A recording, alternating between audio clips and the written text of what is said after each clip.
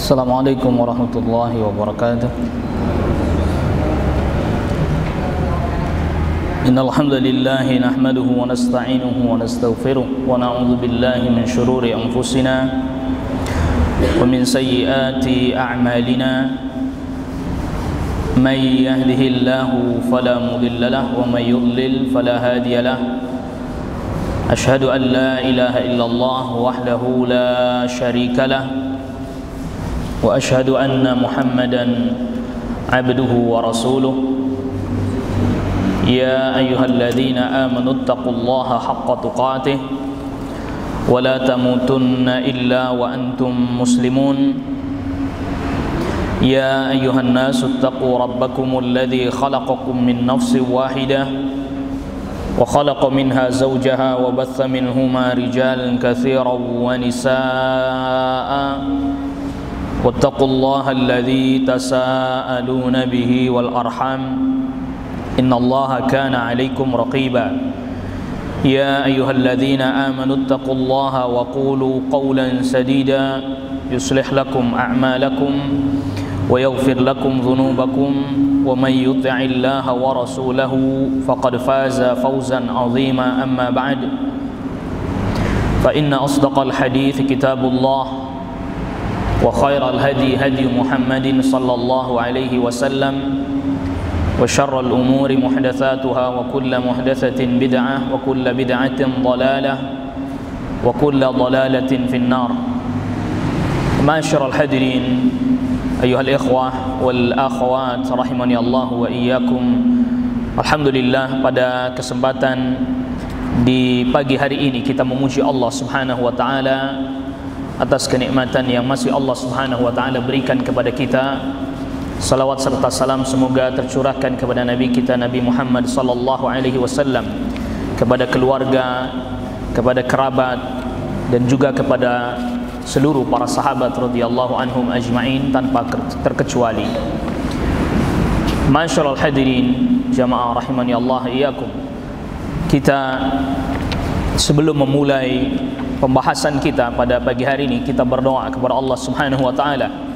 Kita memohon agar Allah Subhanahu wa taala memberikan kepada kita ilmu yang bermanfaat, dan juga kita memohon kepada Allah Subhanahu wa taala agar diberikan kepada kita rezeki yang thayyib, dan juga dijadikan amal ibadah kita diterima oleh Allah Subhanahu wa taala. Allahumma inna nas'aluka ilman nafi'a wa rizqan thayyiba wa amalan mutaqabbala.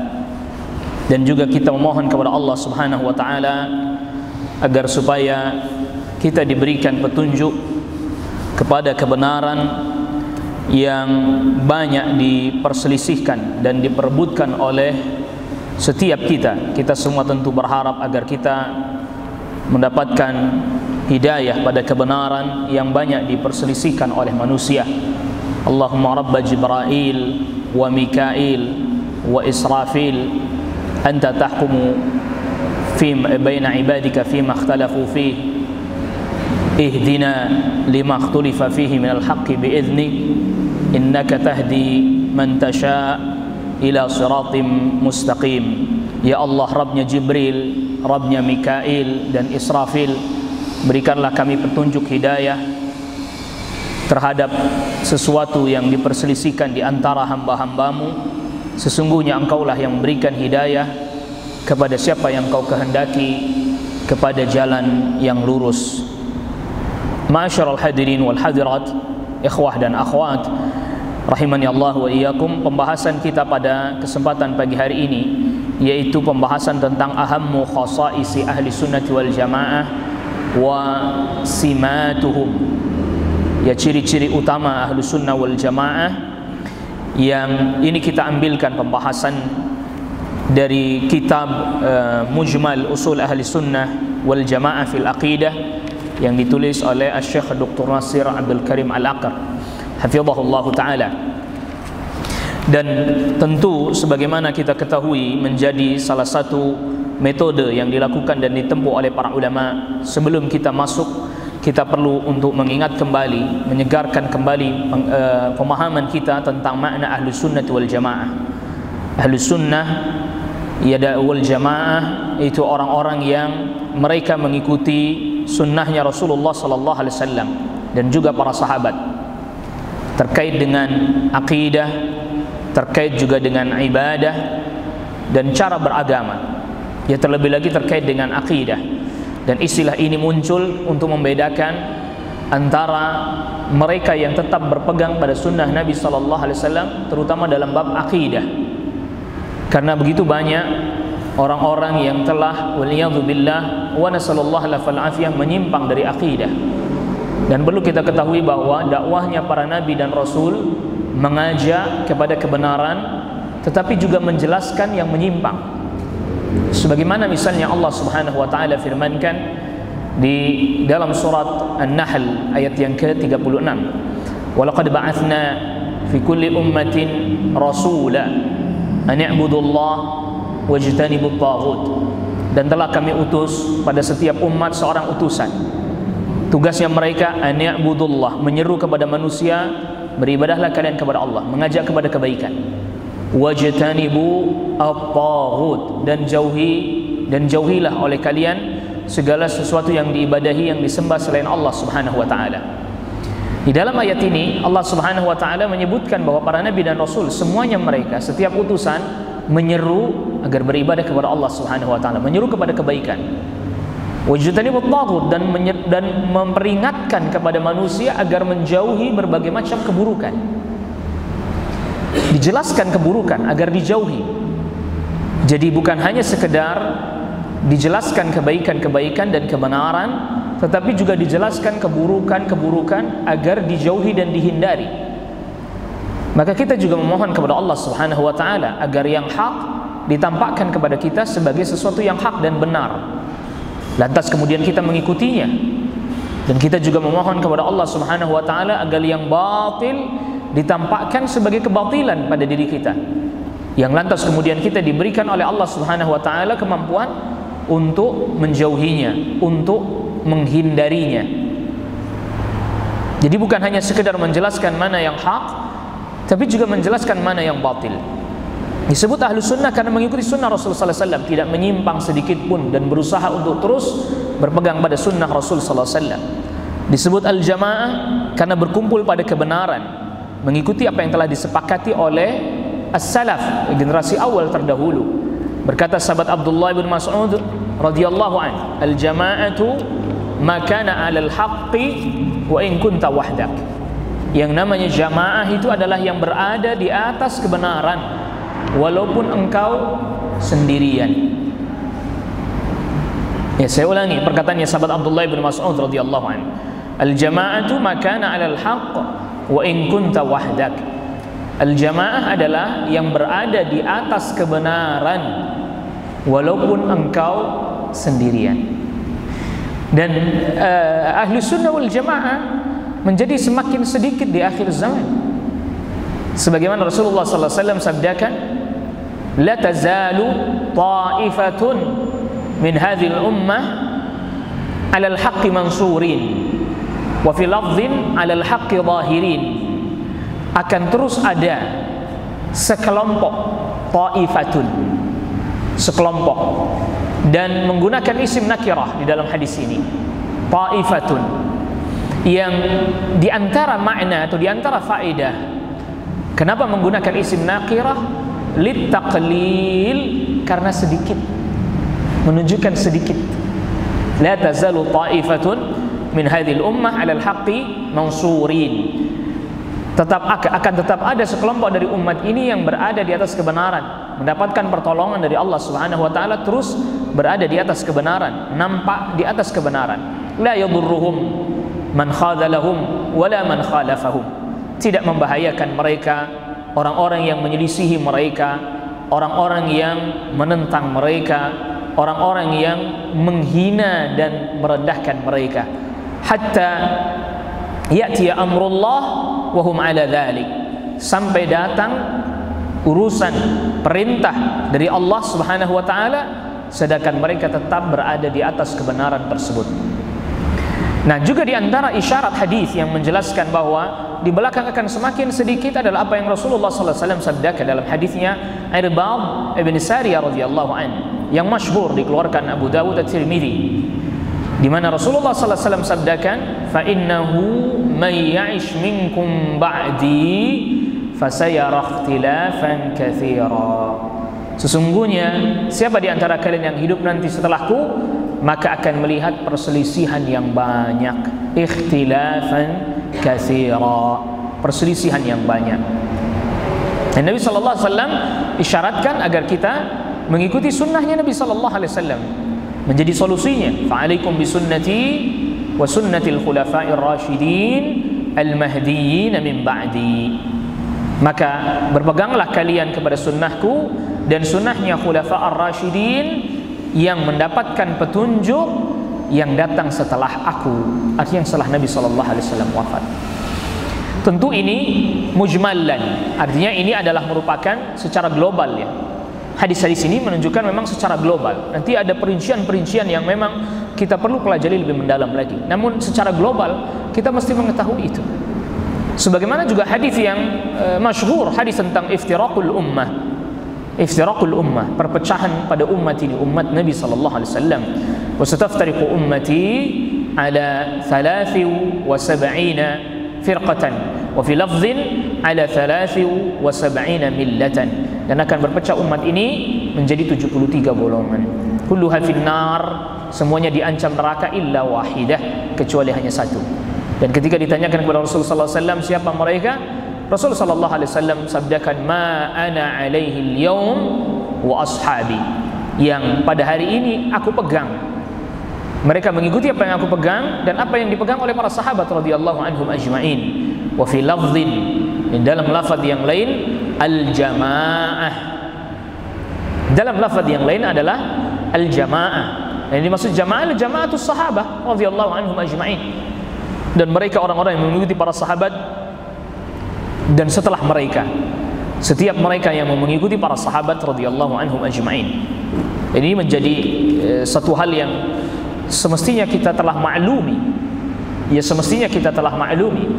Kita tidak mengikuti pemikirannya Wasil bin Atha, tokohnya Mu'tazilah, tidak. Begitu juga Amr bin Ubaid misalnya, tokoh Mu'tazilah, kita tidak mengikuti dia. Dia menampakkan diri sebagai orang Islam tapi memiliki akidah yang menyimpang. Kita tidak mengikuti mereka orang-orang yang menolak sifat-sifat Allah seperti Jahm bin Safwan yang kemudian kelompoknya, firqahnya disebut dengan Jahmiyah. Kita juga tidak mengikuti mereka orang-orang yang menolak takdir seperti misalnya pemikirannya Ja'ad bin Dirham atau yang lainnya. Kita tidak mengikuti mereka, mengikuti para sahabat radhiyallahu anhum ajma'in. Maka oleh karena itu, tatkala ada seorang tabi'in, Yahya ibn Ya'mar dari Basrah, dia datang ke Makkah, lalu kemudian dia bertanya dengan sahabat, bertemu dengan sahabat Abdullah ibn Umar radhiyallahu anhuma. Bertemu dengan sahabat Abdullah ibn Umar, lalu kemudian bertanya kepada Abdullah ibn Umar tentang ada satu kaum di negerinya di Basrah yang salatnya, ibadahnya sama. Mereka juga membaca Al-Quran, mereka juga menuntut ilmu, sama. Lalu kemudian ditanyakan yang berbeda cuma satu. Mereka mengingkari takdir, mereka menolak takdir. Apa kata sahabat Abdullah ibn Umar radhiyallahu anhuma? Kata Abdullah ibn Umar, "Idza laqita ulaika fa'alimhum." Apabila engkau berjumpa dengan mereka, beritahukan kepada mereka, "Anni bari'un minhum wa hum bura'u minni." Bahwa aku berlepas diri dari mereka dan mereka berlepas diri dariku. Perhatikan Abdullah ibn Umar radhiyallahu anhuma katakan, aku berlepas diri dari mereka, mereka berlepas diri dariku. Artinya yang mereka i'tiqadkan, yang mereka yakini tidak sama yang diyakini oleh sahabat Abdullah ibn Umar, walaupun hanya dalam satu permasalahan. Dan ini adalah merupakan masalah usuliyah, i'tiqadiyah, masalah pokok-pokok akidah. Sebagaimana kita ketahui bahwa rukun iman yang 6 dalam hadis Jibril yang Rasulullah sallallahu alaihi wasallam tatkala ditanya oleh malaikat Jibril mal iman, Lalu Rasulullah sallallahu alaihi wasallam menjawab, "Antumina billahi wa malaikatihi wa kutubihi wa rusulihi wal yawmil akhir wa tu'mina bil qadari khairihi wa syarrihi." Tahukah kita rukun iman yang 6 ini Rasul sallallahu alaihi wasallam telah sebutkan. Padahal kalau kita perhatikan, iman kepada takdir itu masuk ke dalam iman kepada Allah Subhanahu wa taala. Oleh karena itu Al-Imam Ahmad rahimahullahu taala katakan, al-qadaru qudratullah. Al-qadaru qudratullah. Takdir adalah kekuasaan Allah. Kekuasaan Allah. Allah mengatur hambanya. Allah menetapkan apa yang Allah kehendaki, yang Allah mau. Tidak ada yang bisa menolak apa yang Allah telah tetapkan. Kekuasaan Allah. Itu berarti masuk dalam rububiyah, betul? Iya, masuk dalam bab rububiyah, membicarakan tentang kekuasaan Allah Rabbul Alamin. Masuk di dalam bab al-asma' wa sifat, menetapkan sifat qudrah, menetapkan nama Allah Al-Qadir. Tapi mengapa dia disebutkan di belakang tersendiri secara terpisah? Wallahu ta'ala ala wa alam. Itu disebabkan, itu merupakan isyarat bahwa akan muncul orang-orang yang mengingkari takdir. Walaupun mereka beriman kepada Allah Rabbul Alamin, yang semestinya mereka menetapkan takdir juga. Mereka mengaku beriman kepada Allah Rabbul Alamin, tetapi menolak takdir. Dan sahabat Abdullah ibn Umar telah, ini diriwayatkan Imam Muslim, perkataannya Abdullah ibn Umar ini diriwayatkan oleh Imam Muslim. Sahabat Abdullah ibn Umar telah menegaskan, aku berlepas diri dari mereka dan mereka berlepas diri dariku. Waliyadzubillah. Nasallallahu alaihi wasallam. Satu masalah dari masalah usuliyah, i'tiqadiyah, masalah pokok akidah, Abdullah ibn Umar katakan, saya berlepas diri dari mereka. Bahkan sampai Abdullah ibn Umar katakan, "Lau anna ahadahum anfaqa mithla Uhudin dhahaba ma qabilahu Allahu minhu hatta yu'mina bil qadar." Kalau seandainya salah seorang di antara mereka yang mengingkari takdir, yang menolak takdir itu, menginfakkan emas sebesar gunung Uhud, Allah tidak akan terima itu darinya sampai dia beriman kepada takdir. Sampai dia beriman kepada takdir. Yang lalu kemudian Abdullah ibn Umar membawakan hadis Jibril yang diriwayatkan oleh ayahnya sendiri, yaitu Umar ibn Khattab radhiyallahu anhu.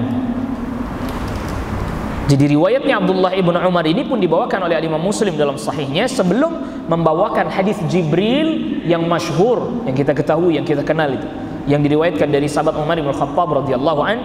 Abdullah ibn Umar menghadapi satu permasalahan, dan masalah itu masalah aqdiyah, masalah akidah yang ditanyakan kepada beliau. Lalu kemudian beliau menjawab dengan jawaban yang jelas lagi tegas, aku berlepas diri dari mereka, mereka berlepas diri dariku. Kendati pun banyak persamaannya, tetapi satu yang bermasalah, dan itu masalah usuliyah, aqdiyah, bukan masalah fiqhiyah, ijtihadiyah, bukan. Saya terkadang merenung membaca riwayat ini.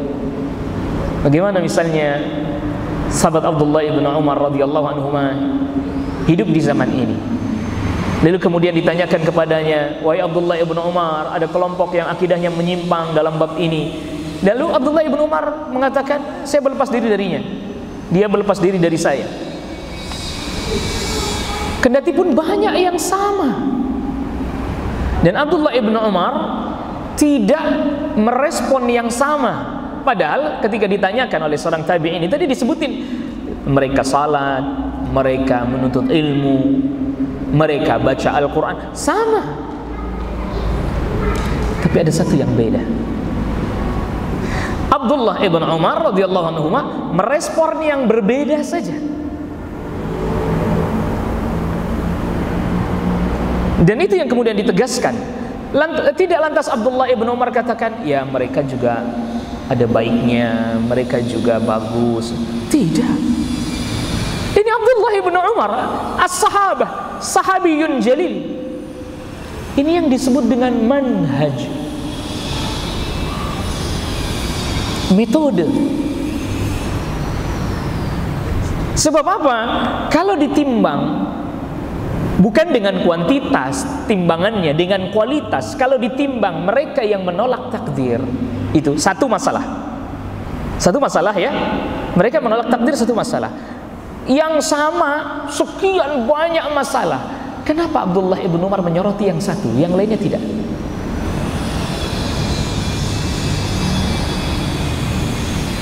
Itu jadi pertanyaan buat kita. Kenapa yang disoroti cuma satu?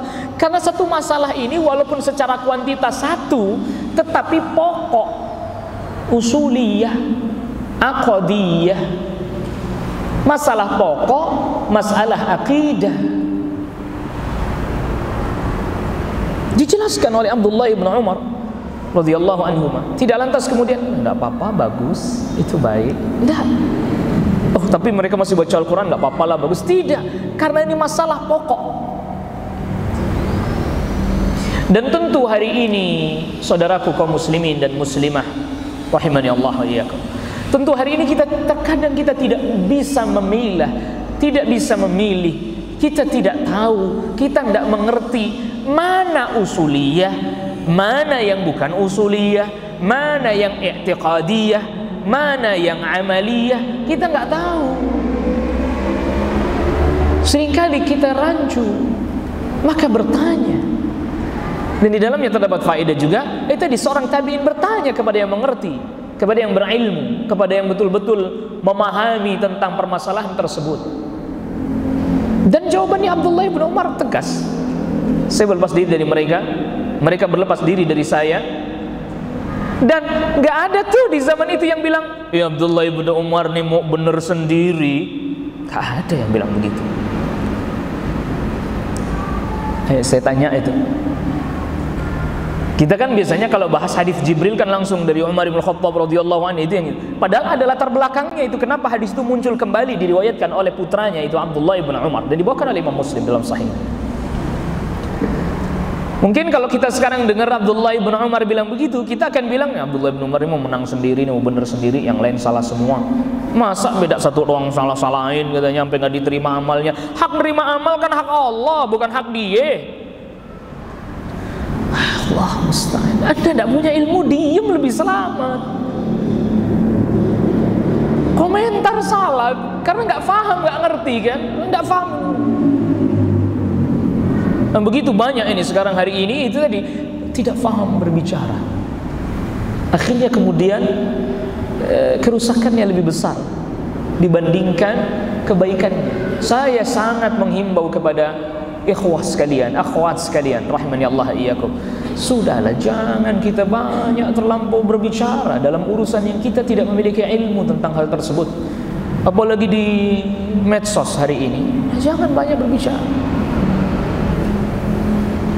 Komentar, bicara bisa menimbulkan mafsadat yang lebih besar dibandingkan maslahat. Tapi saya mau jelaskan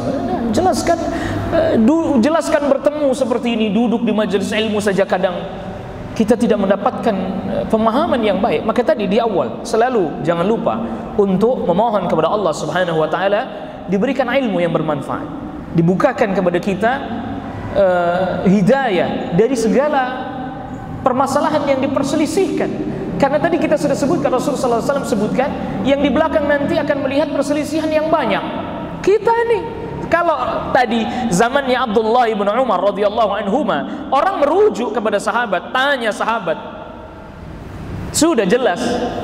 Hari ini orang bicara semuanya,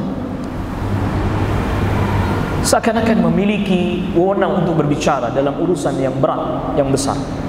Ini bukan metodenya ahli sunnah wal jamaah. Berpegang pada sunnah itu.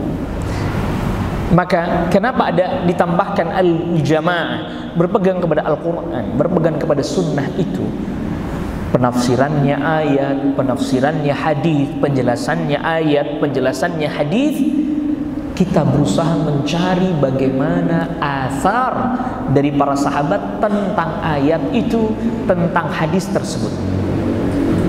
Saya teringat satu perkataan yang memang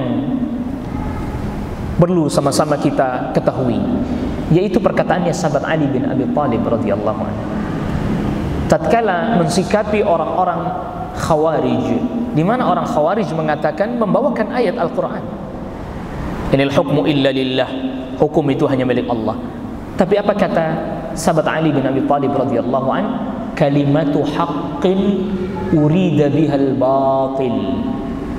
Kalimat yang dia ucapkan hak, ayat Al-Quran benar, tapi yang dia inginkan, yang dia maksudkan dari perkataan itu adalah kebatilan. Sehingga kemudian para ulama katakan tidak setiap orang yang membawakan dalil bisa memahaminya dengan benar. Tidak setiap orang yang mengerti hadis bisa menerapkannya dengan benar. Tidak setiap yang tahu dalil bisa menempatkan dalil itu dengan tepat. Fatanabbahu. Maka coba kita renungkan hal ini. Al-Khawarij bawakan dalil. Inil hukmu illa lillah. Hukum itu hanya milik Allah. Betul ayatnya, tapi bagaimana yang dia maksud dari ayat itu? Apa yang dia inginkan dari membawakan ayat itu? Itulah yang kemudian dikatakan oleh sahabat Ali bin Abi Thalib radhiyallahu an, kalimatu haqqin urida bihal batil. Kalimatnya hak, tapi yang diinginkan adalah kebatilan. Lalu kemudian Asy-Syaikh hafizahullah taala yang saya terjemahkan ini dan juga saya ringkaskan menjelaskan tentang salaf adalah orang-orang terdahulu dari umat ini, mencakup para sahabat tabi'in dan para imam yang ada pada 3 generasi terbaik, ya, termasuk al-Imam Asy-Syafi'i, Abu Hanifah, Imam Malik dan al-Imam Ahmad. Dan salafi adalah sebutan bagi orang yang mengikuti cara beragamanya salaf pada setiap masa. Mengikuti cara beragamanya Rasul sallallahu alaihi wasallam itu tentu tadi kita sudah katakan mengikuti pemahamannya para sahabat. Lihat, orang-orang yang mengingkari takdir, mereka hidup di masa salaf. Ketemu tabi'in, sahabat ada yang masih hidup. Hidupnya di zamannya salaf kan mereka. Tetapi pemikiran mereka telah menyimpang dari pemikirannya salaf. Saya ulangi. Mereka hidup di zamannya salaf. Zaman secara waktu. Tadi nyatanya Abdullah bin Umar masih hidup. Al-Khawarij hidup di zaman salaf bukan? Iya. Ali bin Abi Thalib radhiyallahu anhu masih hidup. Para sahabat yang lain masih ada. Qadariyah juga ini mengingkari takdir. Mereka mengingkari takdir disebut dengan Qadariyah. Hidup di masa para salaf. Zamannya zaman salaf. Tapi apakah akidah mereka seperti akidah tu salaf? Tidak.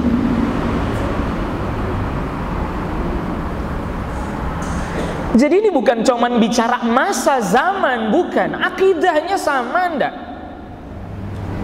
Sehingga tatkala mereka hidup di zaman salaf, mereka di Basrah, wilayah Irak pada saat itu.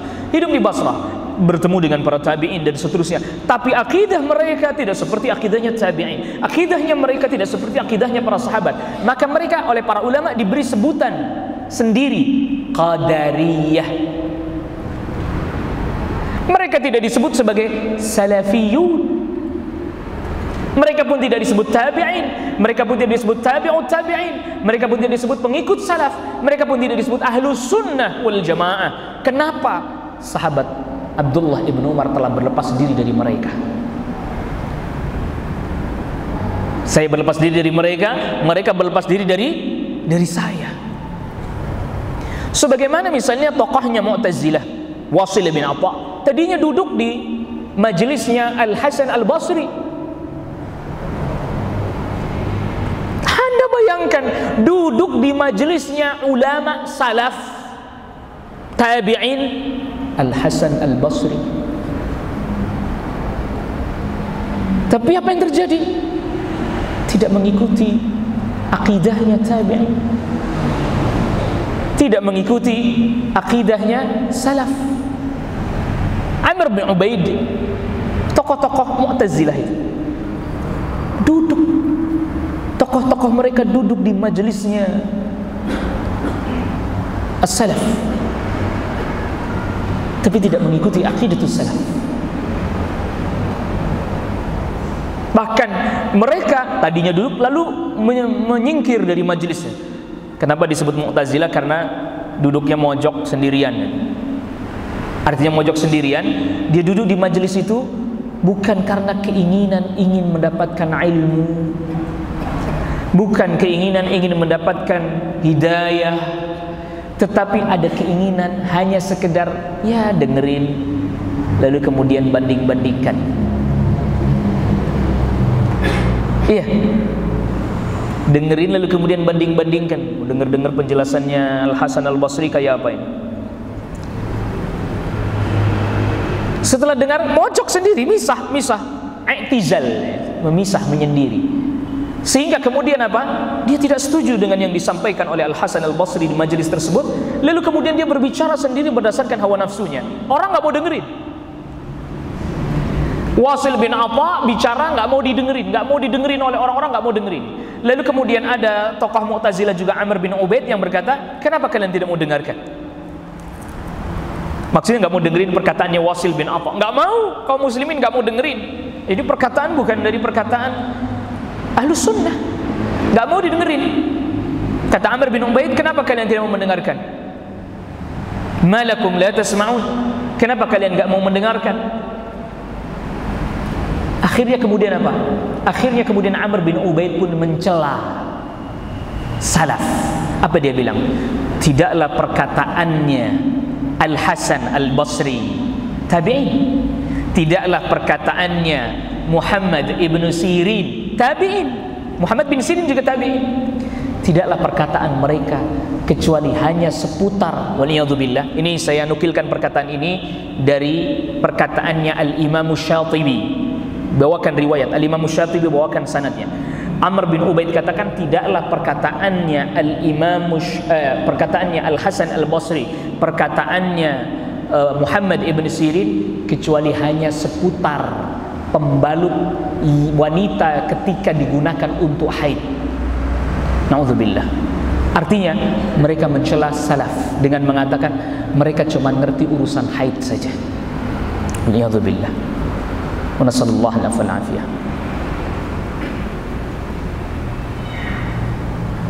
Kendati pun mereka hidup di masa terdahulu, tetapi mereka tidak pernah dinyatakan bagian daripada Ahlus Sunnah.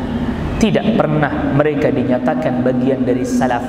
Dan diantaranya apa yang dikatakan oleh sahabat Abdullah ibn Umar tadi. Abdullah ibn Umar tidak mengakui mereka yang mengingkari takdir bagian dari salaf, kendati pun zaman mereka zaman salaf. Maka oleh karena itu bicara tentang salaf bukan cuma bicara tentang zaman, bukan cuma bicara tentang masa, bukan cuma bicara tentang waktu, tapi bicara tentang akidah, bicara tentang manhaj, bicara tentang bagaimana cara beragama mereka. Itu yang perlu kita fahami, itu yang kita perlu catat, itu yang perlu kita mengerti. Jadi bukan hanya sekedar soal bicara bahwa oh dia ini baik, bukan hanya sekedar itu. Tentu saudaraku kaum muslimin rahimani Allah wa iyyakum, kita tidak berarti kemudian kita berkata seperti ini kemudian kita mengatakan bahwa kitalah yang paling benar, tidak. Tentu tidak. Tetapi kita bicara seperti ini dalam rangka mengajak kita semua, mari ayo kita belajar, mari kita mempelajari bagaimana salaf, bagaimana Ahlus Sunnah, bagaimana para sahabat, bagaimana para tabi'in, bagaimana para tabi'ut tabi'in dalam akidah mereka, dalam ibadah mereka, dalam cara beragama mereka. Ayo kita belajar. Dan kita tadi sudah jelaskan bahwa dakwahnya para nabi mengajak an ya'budullah, kepada kebaikan, kepada beribadah kepada Allah Subhanahu wa taala, tapi juga menjelaskan penyimpangan, wajtanibut taghut, jauhilah segala sesuatu yang diibadahi selain Allah Subhanahu wa taala. Suruh jauhi kan? Suruh menjauhi, ijtinab, menjauhi. Itu manhaj. Itu manhaj dan itu dakwahnya para nabi dan rasul alaihi wassalatu wassalam ajma'in. Menjelaskan tauhid, menjelaskan syirik. Menjelaskan tauhid agar orang bertauhid, menjelaskan syirik agar orang menjauhi kesyirikan. Dijelaskan, ini yang hak dijelaskan, ini yang batil dijelaskan. Setelah kita memahami tentu secara global, dan semoga Allah Rabbul Alamin membukakan kita untuk mendapatkan ilmu terkait dengan memahami makna Ahlus Sunnah yang benar, yang disebut juga dengan ahlul hadis, ahlul athar, ahlul ittiba', at-taifah al-mansurah, kelompok yang ditolong oleh Allah Subhanahu wa taala, al-firqah an-najiyah, kelompok yang selamat. Itu sebutan-sebutan lain. Kita masuk pada ciri-ciri utama Ahlus Sunnah wal Jamaah.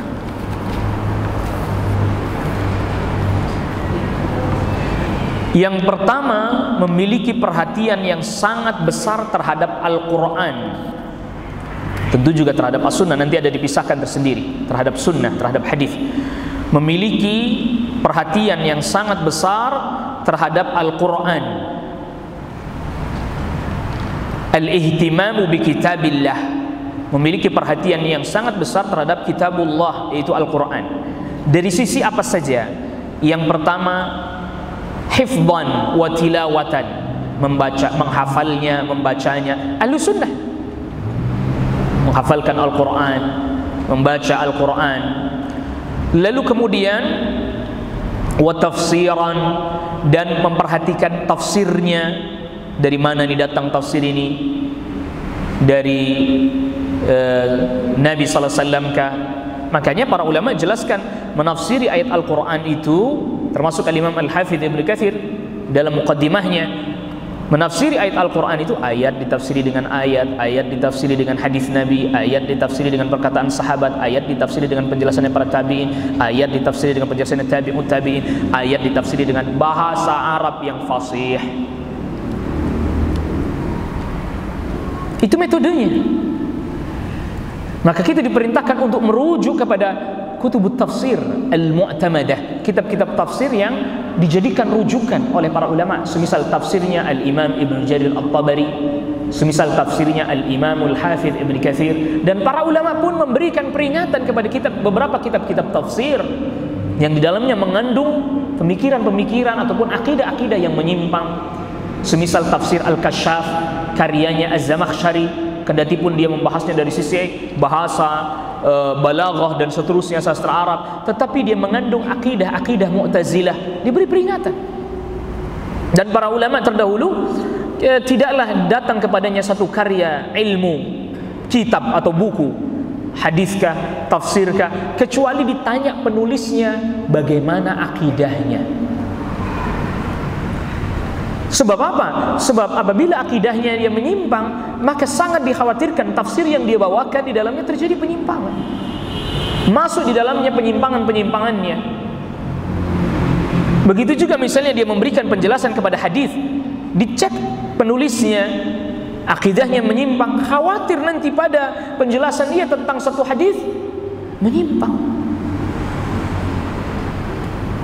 Maka ada Syekh Mas'hur Hasan Al-Salman hafizahullah ta'ala menulis satu kitab, judulnya, tajuknya Kutubun Hadzara Minhal Ulama, kitab-kitab yang telah diberi peringatan oleh para ulama agar tidak dibaca, agar tidak dikaji, kecuali mereka yang telah memiliki ilmu yang kuat sehingga kemudian mampu mendeteksi kekeliruan dan penyimpangannya. Kalau tidak, kita akan terpengaruh. Kita akan terpengaruh. Tentu juga perhatian besar terhadap Al-Quran, membaca, menghafal, memahami tafsirnya, dan juga tentu mengamalkannya. Tentu juga mengamalkannya. Begitu juga yang kedua, memiliki perhatian yang sangat besar terhadap hadis Nabi sallallahu alaihi wasallam, dengan mempelajarinya, tentu juga menghafalnya, tentu juga mengamalkannya, memahami, mengamalkannya, dan memilah mana yang sahih, mana yang dhaif.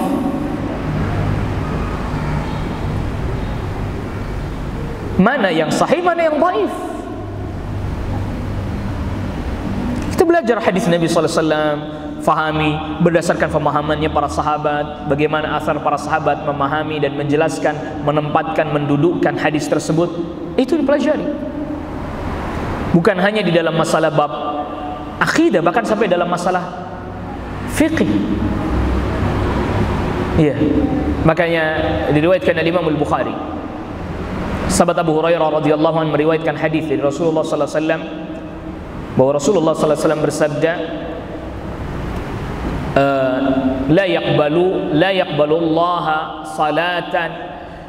yaqbalu Allah salata ahadikum idza ahdatha hatta yatawadda Atau kama qala Rasulullah sallallahu alaihi wasallam, Allah Subhanahu wa taala tidak akan menerima salat salah seorang di antara kalian tatkala dia hadas sampai dia berwudu. Ditanyakan kepada sahabat Abu Hurairah radhiyallahu anhu, "Mal hadas?" Apa yang dimaksud hadas di dalam hadis ini? Sahabat Abu Hurairah radhiyallahu anhu jelaskan, "Al-fusa' wad-dhurab." Hadas itu di antara makna hadas yang dijelaskan oleh sahabat Abu Hurairah radhiyallahu anhu adalah anda kentut, baik itu yang bersuara ataupun tidak bersuara. Sahabat Abu Hurairah jelaskan makna hadis, dijelaskan oleh sahabat Abu Hurairah radhiyallahu anhu. Sebagaimana tadi kita sudah sebutkan makna hadis Jibril, di antara makna hadis Jibril yang dijelaskan oleh Abdullah ibn Umar, siapa orang yang mengingkari salah satu dari rukun iman maka berbahaya bagi dirinya. Dia tidak termasuk bagian apa yang diyakini oleh para sahabat, sehingga sahabat Abdullah ibn Umar berlepas diri dari mereka dan mereka berlepas diri dari para sahabat radhiyallahu anhum ajma'in. Dan apabila mereka beramal saleh sebesar apapun, sebanyak apapun, Allah Subhanahu wa taala tidak akan menerima amalan mereka sampai mereka beriman kepada takdir, sampai mereka meyakini rukun iman yang tadinya mereka tidak yakini, sampai mereka meyakini rukun iman yang tadinya mereka ingkari. Bahkan apabila didapati ada orang yang hafalan hadisnya sangat kuat, Imam Ahmad katakan, Husain Al-Karabisi. Anda tahu Husain Al-Karabisi? Husain Al-Karabisi ini memiliki keyakinan Jahmiyah, menolak sifat-sifat Allah. Husain Al-Karabisi memiliki hafalan yang sangat kuat, lebih kuat dibandingkan Abu Thawr.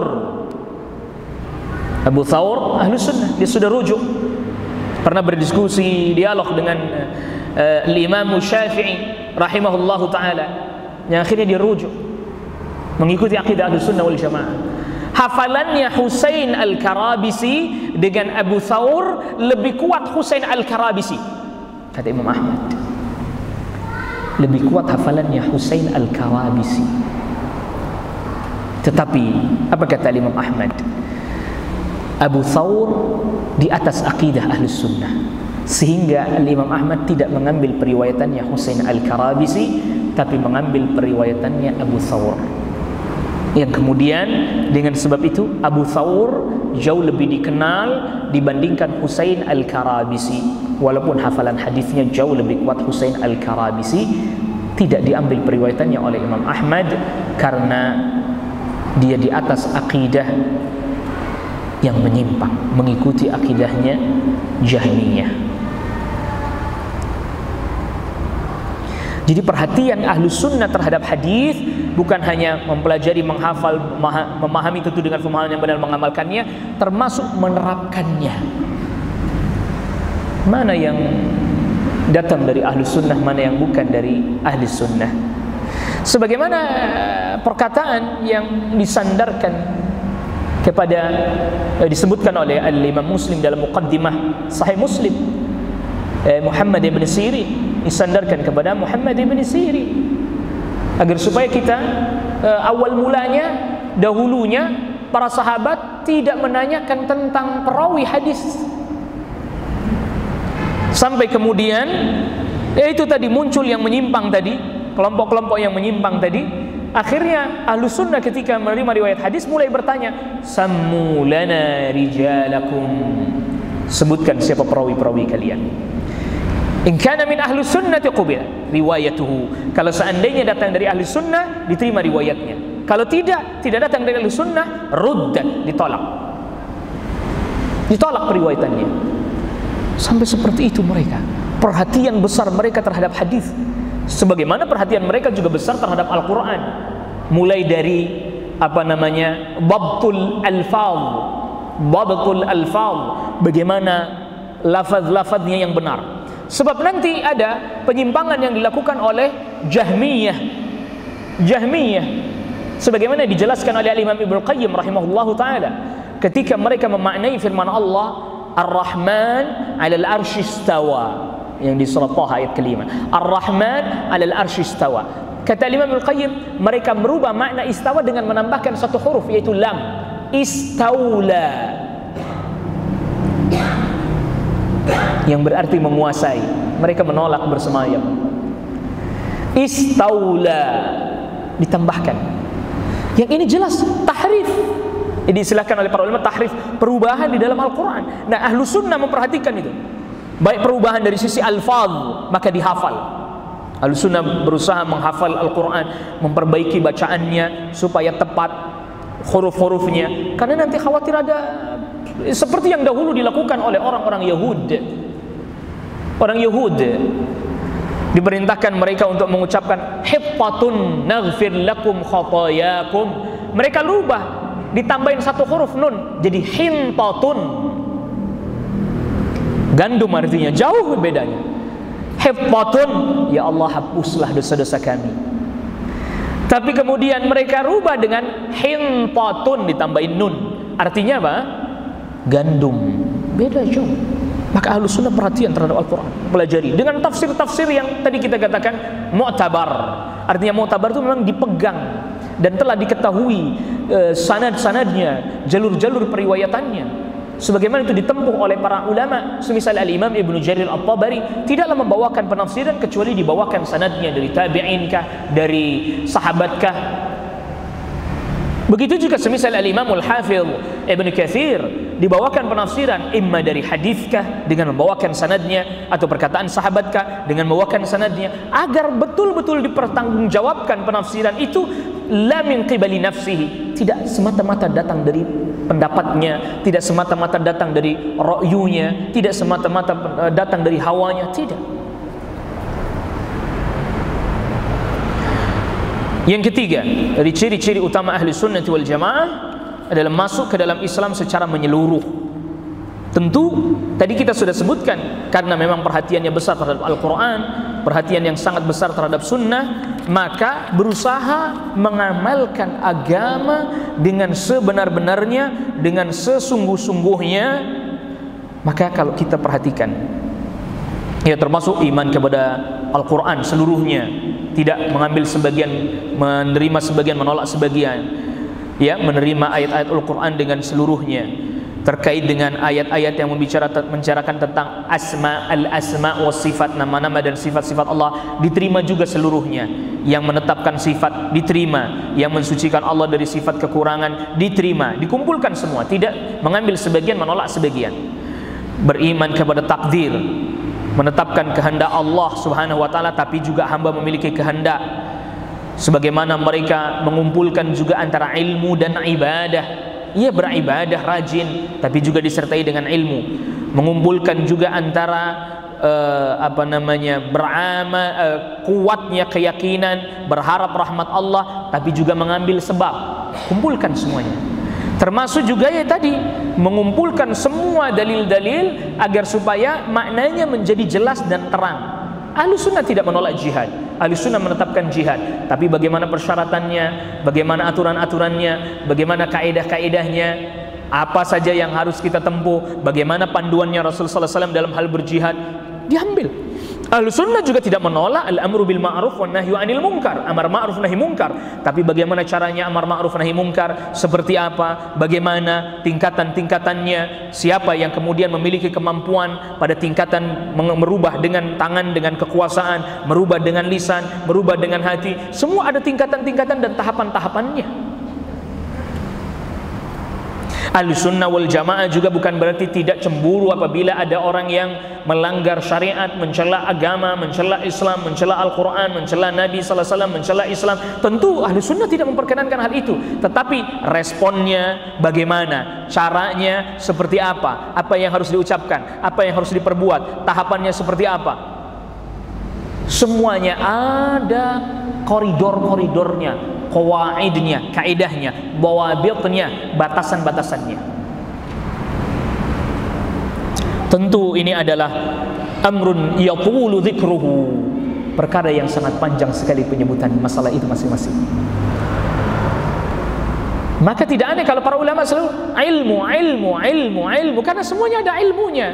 Dan kita telah ketahui bahwa tatkala Salman Al-Farisi radhiyallahu anhu ditanya oleh seorang Yahudi, hal 'allamakum sahibukum kulla syai'in, apakah teman kalian, ini orang Yahudi enggak mau menyebut Nabi sallallahu alaihi wasallam sebagai nabi, sebagai rasul, Apakah teman kalian, maksudnya Nabi sallallahu alaihi wasallam, apakah teman kalian telah mengajarkan kepada kalian segala sesuatu? Ajal, ya. Sudah. Hattal khira'ah, sampai urusan apa? Buang hajat.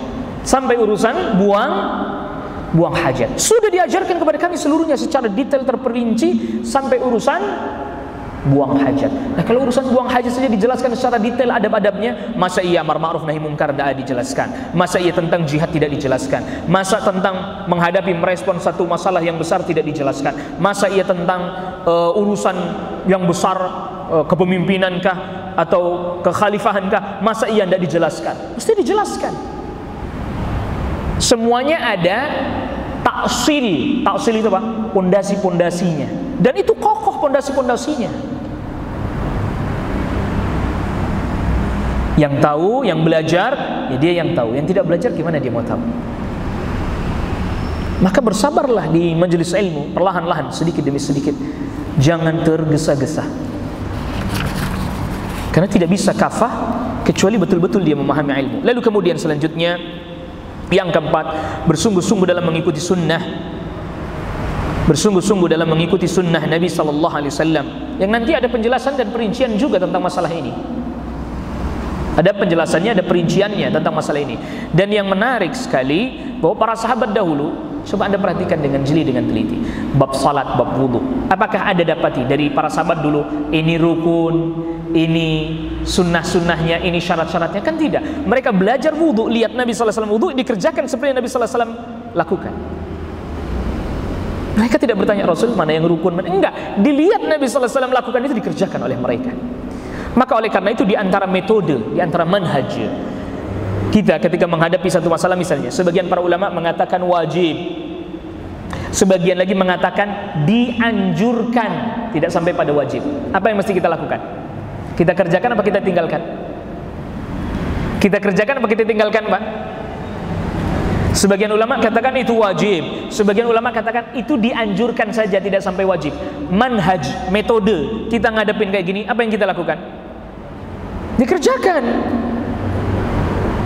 Karena yang mengatakan wajib, tentu dia jelas memerintahkan untuk mengerjakan. Yang mengatakan itu dianjurkan, mustahab, atau dengan istilah lain sunnah, sunnah yang berarti mustahab, dianjurkan, tetap kita kerjakan juga.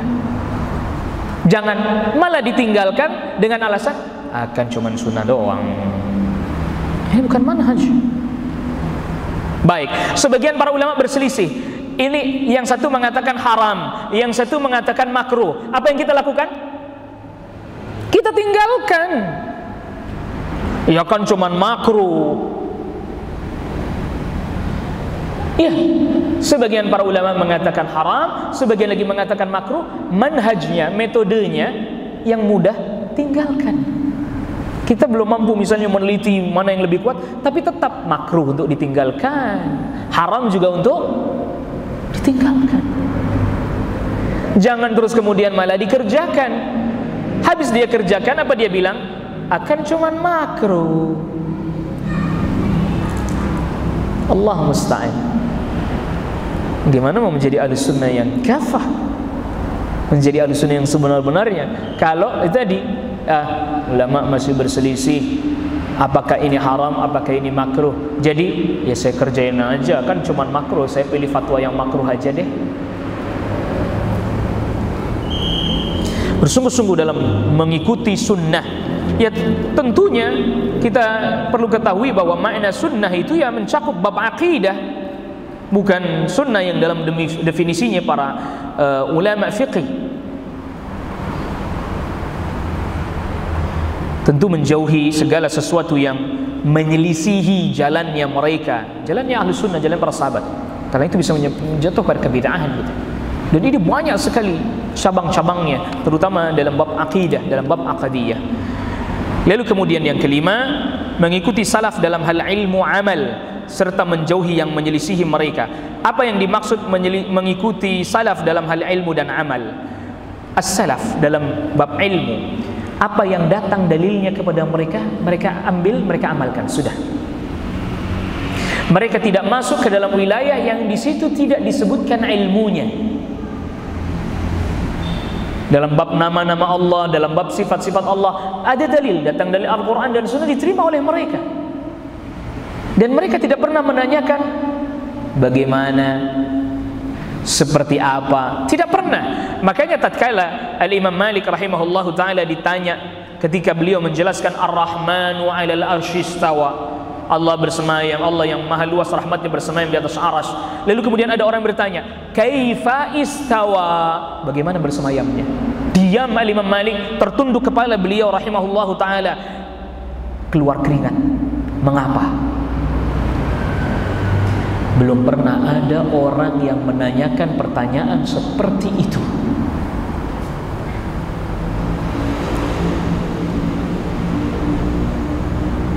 Ya, karena belum pernah ada dari kalangan salaf yang menanyakan pertanyaan seperti itu.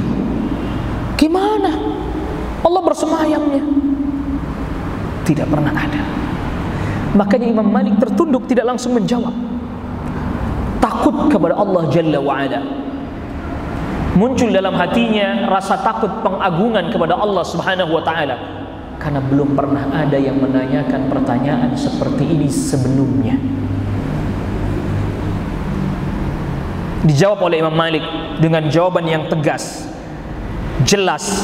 Al-istiwa'u ma'lum wa fi lafdhin ghairu majhul. Makna istiwa dalam bahasa Arab telah diketahui. Wal kaifu majhul, caranya tidak diberitahukan kepada kita.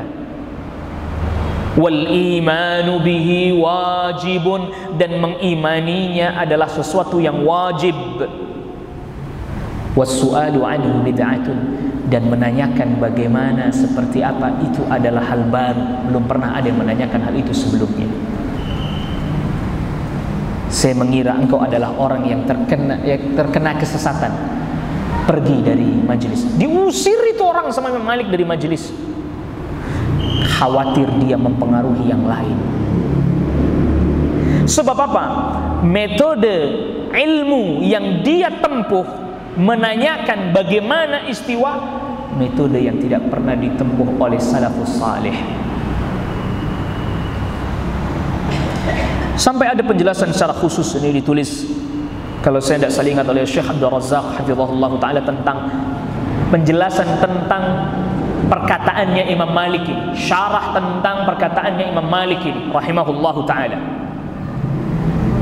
Kenapa sampai diusir itu orang? Karena apa? Dia telah menempuh jalan ilmu yang tidak ditempuh oleh as-salafus salih. Begitu juga tadi amal. Ya, amal as-salafus salih begitu. Rasul kerjakan, dia kerjakan. Walaupun hukumnya tidak wajib, dikerjakan. Kalau kita sekarang, kita kan berdebat panjang lebar dulu. Ini wajib apa cuman sunnah nih? Debat panjang lebar tapi nggak diamal-amalkan juga. Kita berdebat panjang lebar, apakah ini cuman makruh atau sudah sampai haram? Tapi tidak juga ditinggalkan. Waliyadzubillah wa nasallallahu al-afiyah. Mestinya kita mengikuti cara beragamanya mereka, amal, ilmu. Begitu caranya. Oh, ini Rasul kerjakan, salaf kerjakan, saya kerjakan. Oh, ini ditinggalkan, oh, saya tinggalkan. Termasuk juga metode ilmu yang ditempuh oleh as-salaf terdahulu. Mereka mencela orang mempelajari ilmu kalam atau filsafat. Tak perkenankan. Tapi hari ini kaum muslimin malah justru gandrung dengan filsafat, ya, merasa bahwa justru filsafat itu bagus dan seterusnya. Dari sisi menuntut ilmunya saja, dari sisi metode ilmunya saja, kita tidak menempuh metodenya salaf. Bahkan nanti banyak para ulama membahas tentang itu, bagaimana metodenya salaf dalam menuntut ilmu. Himmatus salaf fi talab al-ilm, semangatnya salaf dalam menuntut ilmu dan seterusnya. Lalu kemudian selanjutnya yang keenam, yaitu at-tawassut, atau kita sering mengartikannya dengan pertengahan dalam segala hal. Ya, baik dalam bab akidah, tidak melampaui batas, tidak berlebihan, tidak melampaui batas, tidak juga mengurangi hak. Maksudnya diantaranya adalah, ini dalam setiap, ingat, yang dimaksud pertengahan ini bukan pertengahan menurut kita, menurut saya, menurut Anda hari ini, tetapi pertengahan yang memang telah Allah Jalla wa'ala jelaskan bahwa agama Islam, agama pertengahan yang berarti agama terbaik. Sebagaimana Allah Subhanahu wa taala firmankan, "Wa kadzalika ja'alnakum ummatan wasata." Juz kedua dari surat Al-Baqarah. Iya. Anda bisa buka yang setelah saya qulu sufa'u minan nasi ma wallahum an qiblatihim allati kanu 'alaiha qulillahil masyriq wal maghribu yahdi man yasha ila siratin mustaqim. Wa kadzalika ja'alnakum ummatan wasata. Dan demikian juga kami berikan hidayah kepada engkau kepada jalan yang lurus, kami jadikan kalian umat yang pertengahan. Umat pertengahan, khiyaron udula, yang terbaik dan yang adil. Tidak melampaui batas, tidak mengurangi hak. Makanya semuanya ada kaidahnya, semuanya ada dhabitnya. Sehingga sampai sekarang para ulama masih terus menulis, mengkaji tentang banyak permasalahan. Mesti mereka, misalnya begini, masalah tentang jihad menurut Ahlus Sunnah wal Jamaah. Kenapa begitu? Karena menurut Khawarij misalnya melampaui batas, membolehkan membunuh mereka orang-orang yang semestinya tidak dibunuh misalnya, melampaui batas.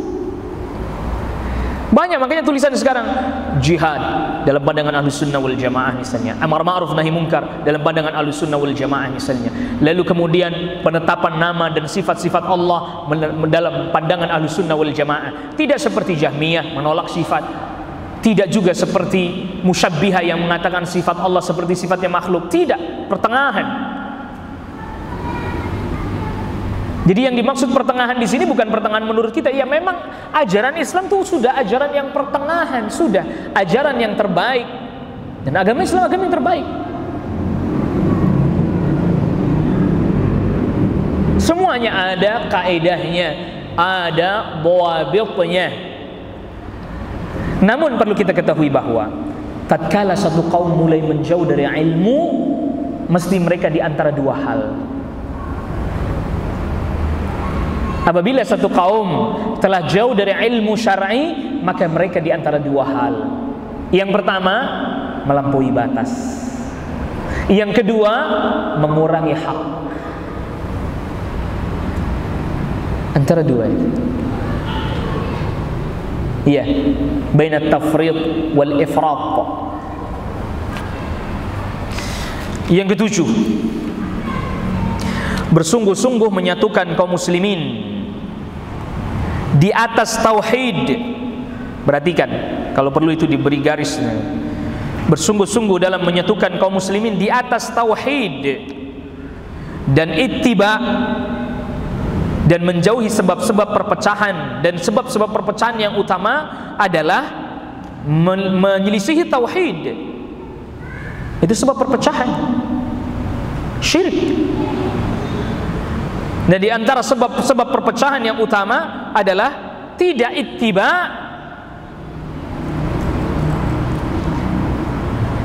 menyatukan kaum muslimin, saya ulangi, di atas tauhid dan ittiba.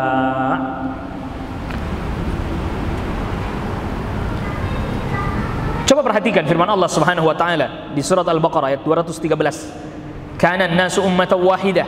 Manusia tadinya adalah umat yang satu.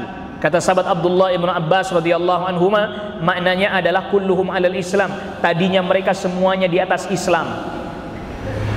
Faba'athallahu an-nabiyyina mubashshirina wa mundzirina wa anzala ma'ahumul kitaba bil haqqi liyahkuma bainan nasi fima ikhtalafu fihi wa ma ikhtalafa fihi illa alladhina utuhu min ba'di ma ja'atuhum baghyan bainahum fahadallahu alladhina amanu lima ikhtalafu fihi minal haqqi bi idnihi wallahu yahdi man yasha'u ila siratin mustaqim. Lantas kemudian tadinya manusia satu, lalu kemudian Allah mengutus para nabi yang memberikan kabar gembira dan juga ancaman, dan Allah turunkan bersama dengan mereka kitab agar Allah memutuskan terhadap apa yang diperselisihkan oleh hamba-hamba. Berarti ada perselisihan kan? Nabi diutus, kitab diturunkan sebab ada apa? Perselisihan. Nabi diutus, kitab diturunkan karena ada perselisihan. Perselisihannya apa? Syirik. Tidak ittiba, tidak ngikutin ajarannya para nabi dan rasul, menyimpang. Itulah perselisihan. Diutus para nabi dan rasul untuk mengembalikan mereka. Tapi apa yang terjadi? Tidaklah orang-orang yang diberi kitab, ahlul kitab, itu mereka berselisih, kecuali makin tambah berselisih ketika Nabi diutus kepada mereka.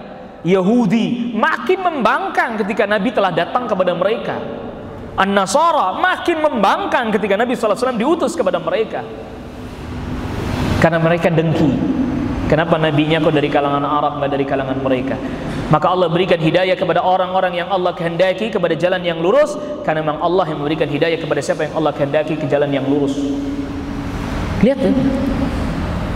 Jadi dakwah tauhid, dakwah sunnah, dakwah ittiba menyatukan umat yang mau mengikuti tauhid, yang mau ittiba, yang nggak mau tetap berselisih hatta yaumil qiyamah, sampai hari kiamat.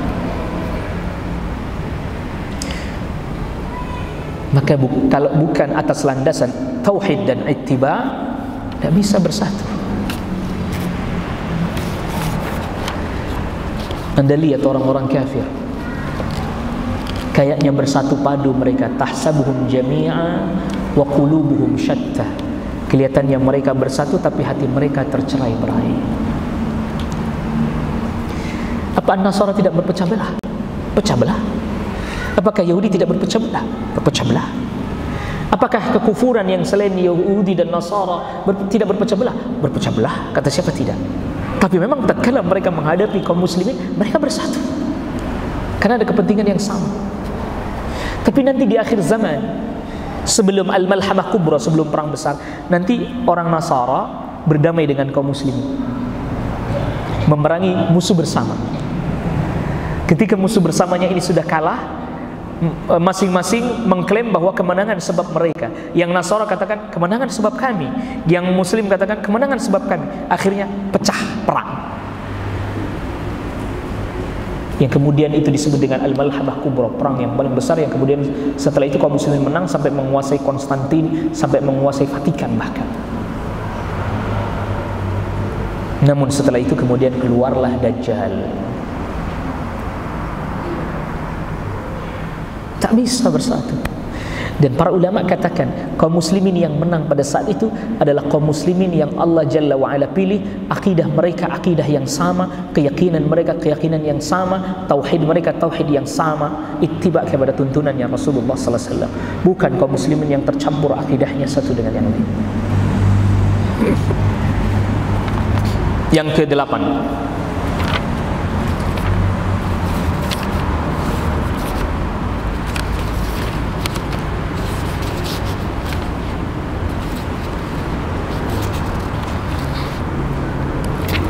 berdakwah untuk mengajak manusia kembali kepada Allah. Amar ma'ruf, memerintahkan yang ma'ruf, nahi mungkar, mencegah mungkar, berjihad. Lihat, ahlu sunnah bukan berarti anti jihad, ada, tapi ada mekanismenya, ada aturannya, tidak sembarangan, tidak serampangan. Menghidupkan sunnah, berusaha menegakkan syariah, dan penegakan syariah dimulai dari diri kita dulu. Lah kalau diri kitanya sendiri tak sadar syariah, gimana syariahnya bisa tegak? Ini orang kan kadang kalau sudah bicara penegakan syariat, yang ada pada benaknya hukum potong tangan, hukum rajam, hukum qisas. Loh, syariat bukan cuman itu. Memang itu bagian daripada syariah, tapi syariah bukan hanya itu. Memperbaiki akidah, tauhid, syariah juga itu. Menjauhkan umat manusia dari kesyirikan, itu juga syariah. Nah, kalau kaum musliminnya sendiri tidak bisa menegakkan syariah-syariah yang ada pada dirinya, bagaimana bisa menegakkan syariah di negerinya? Makanya kalau kaum musliminnya sendiri belum paham makna syariah, sekarang coba perhatikan, yang menolak penerapan syariat di negeri kita, orang Islam apa bukan orang Islam? Orang Islam sendiri, karena mereka sendiri tidak berusaha menegakkan syariah yang ada pada diri mereka.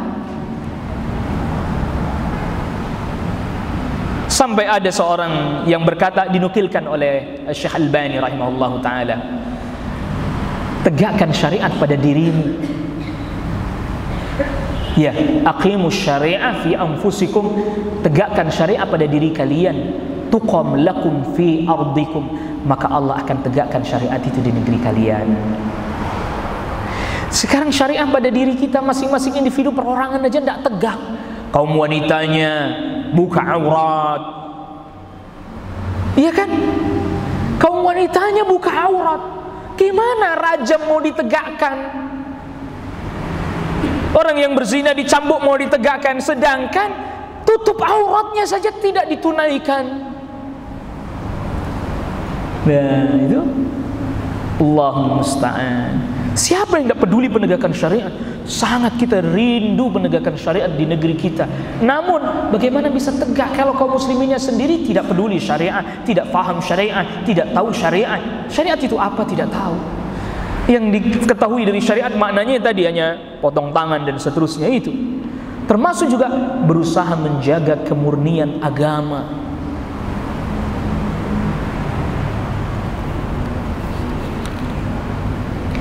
Yang kesembilan, bersikap adil baik kepada yang mendukung atau yang menentang. Yang dimaksud bersikap adil kepada yang mendukung dan menentang ini adalah dalam berinteraksi, dalam bermuamalah, kita wajib diperintahkan untuk berbuat adil. Berinteraksi, bermuamalah, wajib kita untuk berbuat adil. Baik dia yang setuju dengan kita atau yang tidak setuju, tetap dalam interaksi muamalah wajib berbuat adil. Jangan sampai kemudian kebencian kita jadi tidak adil. Wala yajrimannakum syana'anu qaumin ala alla ta'dilu. Jangan sampai kebencian kalian kepada satu kaum mendorong kalian untuk berbuat tidak adil. Misalnya begini, ini ada si fulan menentang saya tidak suka sama dia. Ada lagi si Alan, dia mendukung saya setuju sama dia. Atau semacam saya. Lalu kemudian satu ketika dalam urusan dunia, kehidupan sosial, lalu kemudian kita bersikap, karena dia enggak sepemikiran dengan saya abaikan. Tidak boleh. Tidak boleh. Sahabat Ali bin Abi Thalib radhiyallahu an pernah melihat ada seorang Nasrani pakai baju perangnya. Loh, itu baju perang saya. Kata orang Nasrani itu, enggak. Mana buktinya? Akhirnya lapor ke pengadilan.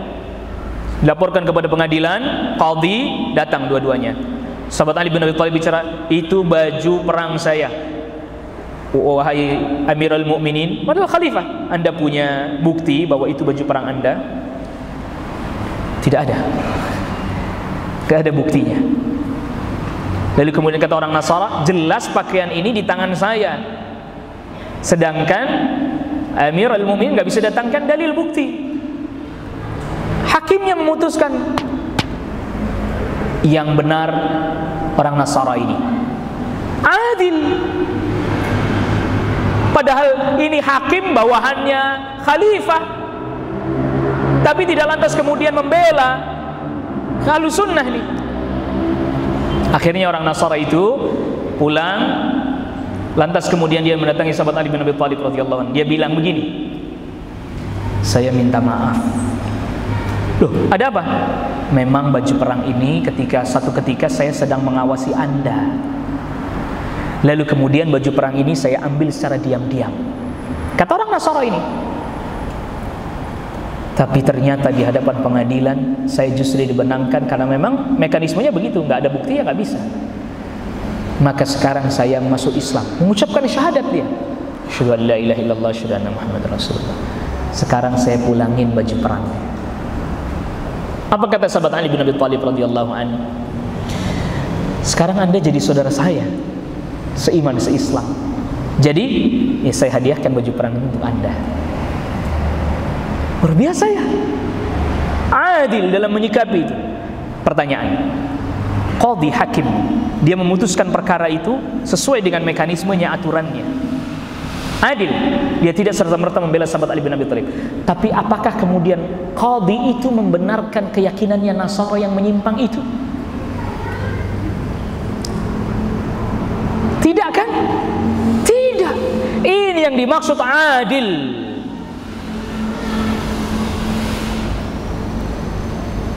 Dari hubungan-hubungan dunia, hak-hak dunia dan seterusnya sama. Bukan karena dia Nasara lalu kemudian, apalagi ini Amirul Mukminin orang Islam, lalu kemudian semuanya dimenangkan. Tidak, perkara dunia.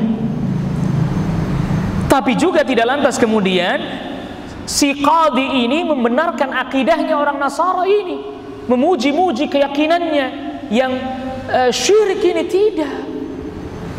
Bedakan. Berapa kali tadi barusan saya nyebutin bedakannya? Banyak orang tidak bisa bedain, bingung dia, tercampur. Adil harus. Jangan mentang-mentang misalnya itu orang Nasara lalu kemudian batas tanahnya kita caplok. Jangan mentang-mentang itu orang kafir hartanya kita rampas, biarin dia orang kafir hartanya halal, ambil aja. Jangan. Ada aturannya. Loh, bukankah orang kafir itu halal darahnya, halal hartanya? Di peperangan ada penjelasannya. Kalau mereka tidak dalam peperangan, dijamin keamanannya seperti kafir zimmi, ya, atau yang telah mengikat perjanjian perdamaian muahad, atau diberikan jaminan keamanan musta'man, gak boleh. Gak boleh kita asal ambil aja. Seperti waliyadzubillah kejadian tahun 98 ya. Di Priok, saya di Priok. Pas kejadian itu alhamdulillah saya masih mondok, lagi tidak di tempat, tapi dengar cerita dari orang-orang yang menyaksikan itu. Allah musta'an. Itu ada toko miliknya orang kafir, masuk aja nih, ambil televisi diangkut. Kenapa? Loh, jangan nih kok diambil. Gak apa-apa, punyanya orang kafir, halal katanya.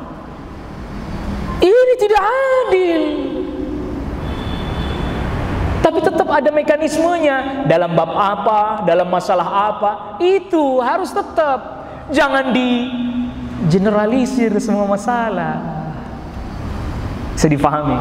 Karena memang kalau kita nggak mampu membedakan, yang terjadi kita generalisir. Anda harus adil dong. Ya kayak tadi misalnya, Anda jangan cuma sebut keburukannya, sebut juga kejelekannya. Lah ternyata Abdullah ibn Umar nyebutin kejelekannya Qadariyah doang, nggak nyebutin kebaikannya. Apa itu tidak adil?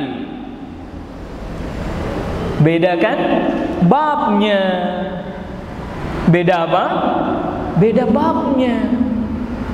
Apa Abdullah ibn Umar tidak adil dengan menyebutkan saya berlepas diri dari mereka, mereka berlepas diri dari saya? Langsung yang jelek-jelek aja itu. Apa tidak adil Abdullah ibn Umar? Beda kasusnya. Ya, semoga kita diberikan pemahaman tentang hal ini. Jadi jangan sampai salah memahami.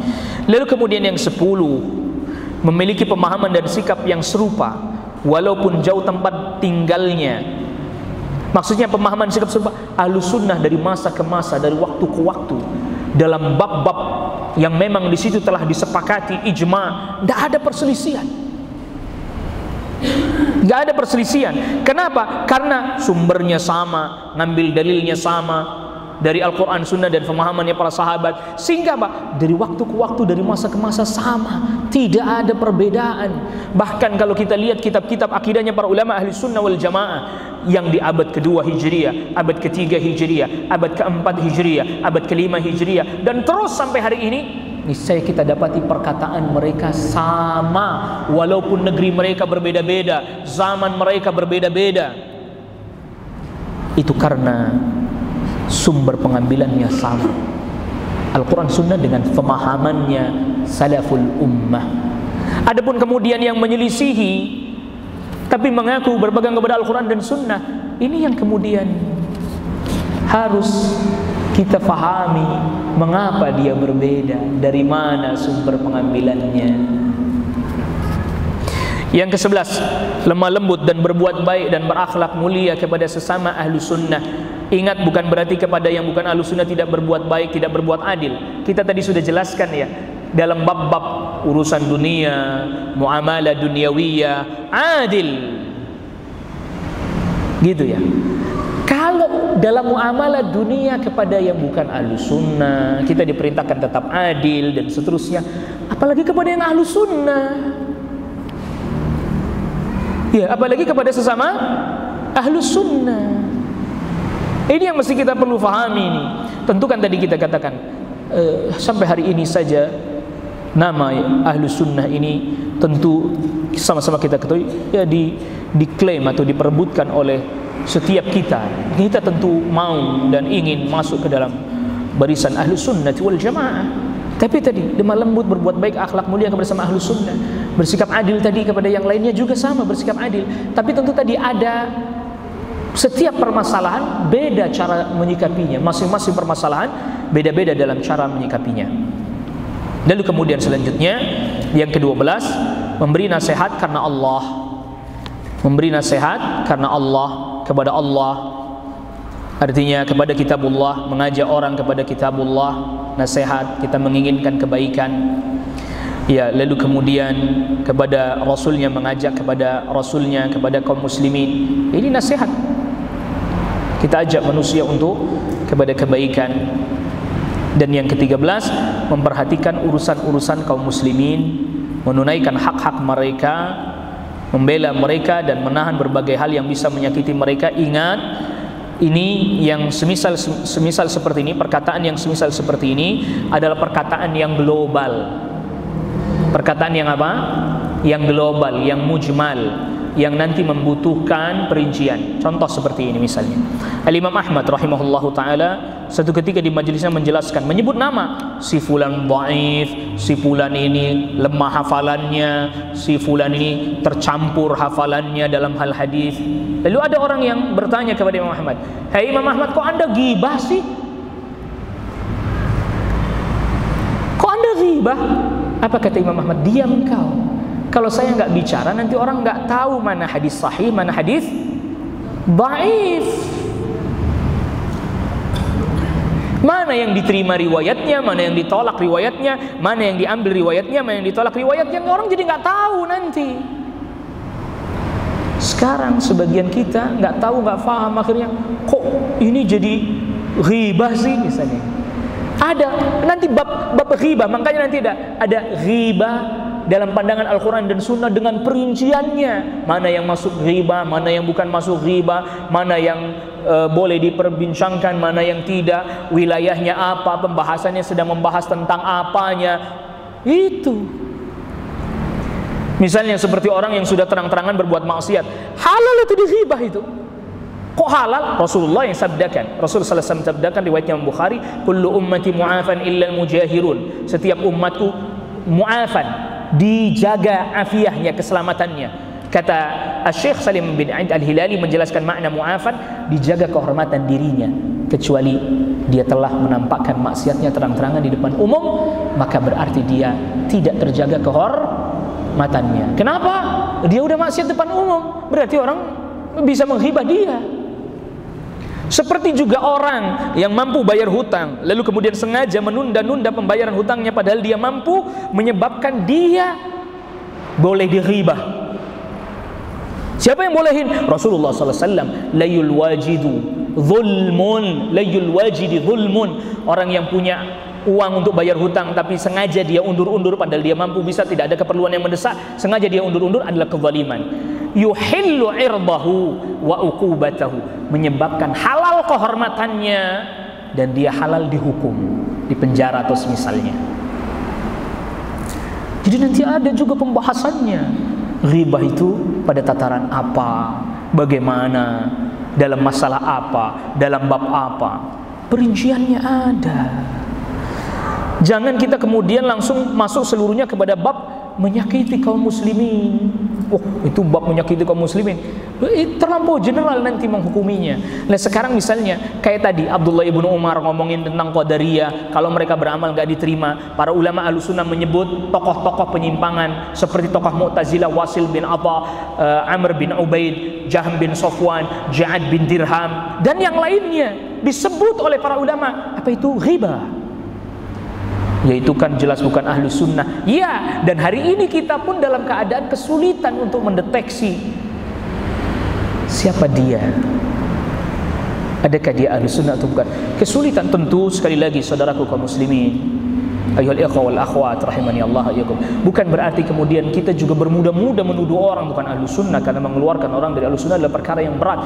Maka saya katakan, yang tidak mengerti, yang tidak memiliki ilmu, hendaknya jangan berbicara. Kalaulah Anda membutuhkan informasi, tanya untuk informasi Anda. Jangan sembarangan Anda sebarkan yang kemudian orang jadi salah faham, yang kemudian jadi faham salah. Apalagi kemudian orang lantas kemudian salah mengira, dia beranggapan bahwa agama Islam ini agama yang penuh dengan kekerasan, agama Islam ini adalah agama yang penuh caci maki, agama Islam ini adalah agama yang penuh celaan. Itu karena perbuatan Anda yang tidak faham, lalu kemudian Anda melakukan sesuatu yang menyebabkan image buruk semakin menyebar. Prasangka-prasangka pun akhirnya muncul, timbul. Wal'iyadhu billah, wa nasallallahu alaihi afiyah, wa na'udhu billahi minal fitan zahiran wa batinan, wa sallallahu ala nabina Muhammadin wa alihi wa sahbihi wa sallama tasliman katsira. Ini yang bisa saya sampaikan pada pertemuan kita yang singkat ini, dan betul-betul saya memohon maaf kepada antum, kepada antunna seluruhnya, kepada ikhwah dan akhwat seluruhnya atas keterlambatan ya. Dan tentunya mudah-mudahan Allah Jalla wa'ala membukakan kepada kita pintu-pintu pemahaman ilmu dan pemahaman. Wallahu ta'ala a'la wa a'lam.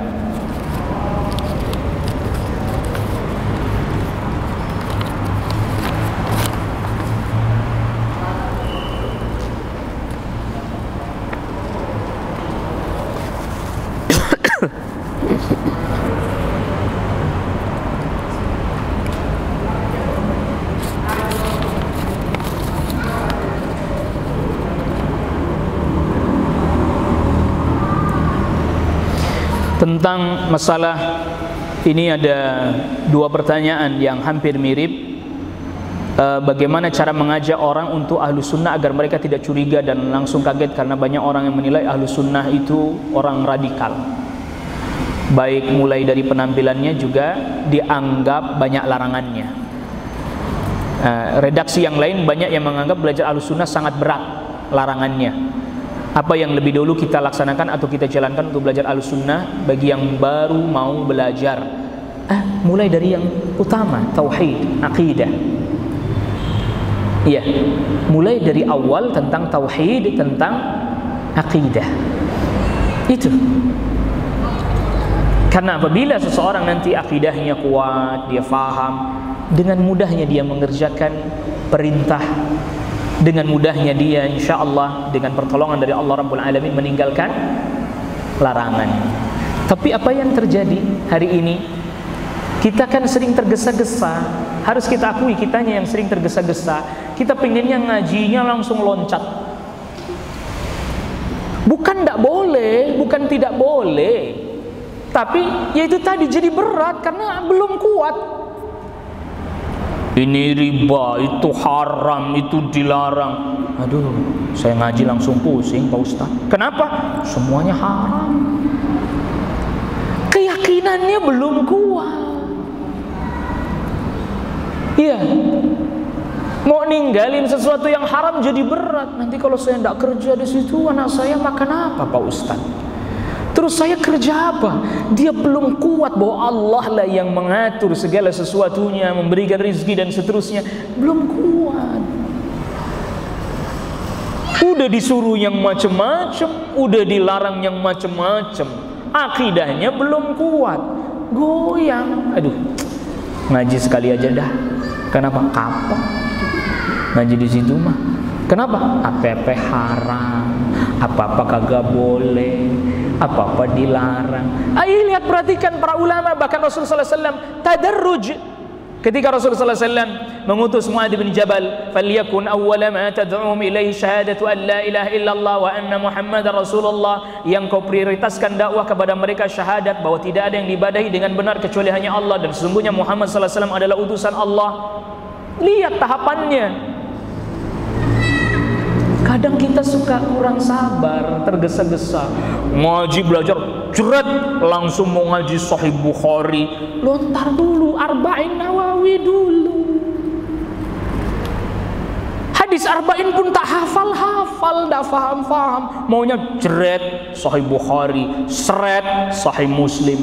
Ya Allah ya Rabb. Tawaduk sama ilmu. Tawaduk sama ilmu. Kita yang merendah. Oh iya saya belum paham, ini dulu dah. Kitab yang kecil-kecil dulu, yang tipis-tipis nih. Al-Usul Al-Thalatha, Al-Qawaidul Arba. Setahap-setahap. Maunya para ulama katakan, siapa orang ingin meraih segala sesuatunya secara menyeluruh, instan bahasa kita, hilangnya juga menyeluruh. Hilangnya menyeluruh. Ustaz, bagaimana dengan puasa Rajab, Sya'ban yang dapat menghapus dosa hingga 700 tahun? Wallahu a'lam. Apabila itu puasanya puasa yang khusus terkait dengan bulan Rajab, bulan Sya'ban, maka tidak ada hadis yang sahih menjelaskan hal itu.